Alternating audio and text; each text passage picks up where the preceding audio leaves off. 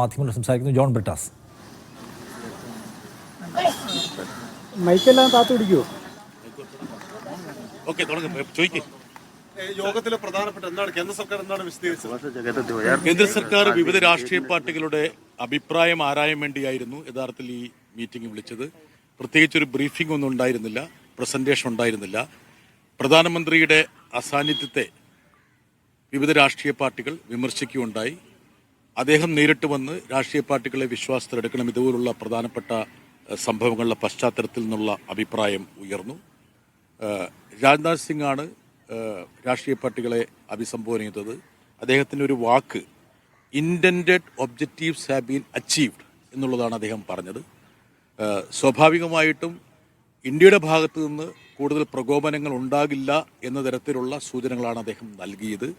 India ഒരു matured democracy എന്ന നിലയിൽ, ലോകത്തിന് മുഴുവൻ മാതൃകയായ ഒരു ജനാധിപത്യ രാജ്യമെന്ന നിലയിൽ ഒരു തരത്തിലും യുദ്ധം പോലുള്ള ഒരു സാഹചര്യം സൃഷ്ടിക്കാൻ പാടില്ല എന്നുള്ളൊരു അഭിപ്രായമാണ് ഞാൻ ഉൾപ്പെടെയുള്ള അംഗങ്ങൾ അവിടെ പ്രകടിപ്പിച്ചത്. അതേസമയം തന്നെ ഈ സംഭവത്തെ മുൻനിർത്തി ഉണ്ടാകുന്ന ഒരുപാട് വാർത്തകളോട് സർഗാത്മകമായിട്ട് സർക്കാർ പ്രതികരിക്കണമെന്നുള്ള ആവശ്യം വന്നു. അതിലേറ്റവും പ്രധാനപ്പെട്ട ഒരു വാർത്ത എന്ന് പറയുന്നത് പാകിസ്ഥാന്റെ ഭാഗത്തു നിന്ന്, പ്രത്യേകിച്ച് അന്താരാഷ്ട്ര മാധ്യമങ്ങൾ പ്രചരിപ്പിക്കുന്നത്, ഇന്ത്യയുടെ 5 ഫൈറ്റർ പ്ലെയിൻസ് പാകിസ്ഥാൻ, 5 പോർ വിമാനങ്ങളെ പാകിസ്ഥാൻ വെടിവെച്ച് വീഴ്ത്തി എന്നുള്ള വാർത്തയാണ്. അതിലൊന്ന് റഫാലാണെന്നുള്ള വാർത്തയും പ്രചരിപ്പിക്കുന്നുണ്ട്. പാശ്ചാത്യ മാധ്യമങ്ങളിൽ വലിയ പ്രാധാന്യത്തോടെ ആ വാർത്തകൾ വരുന്നുണ്ട്.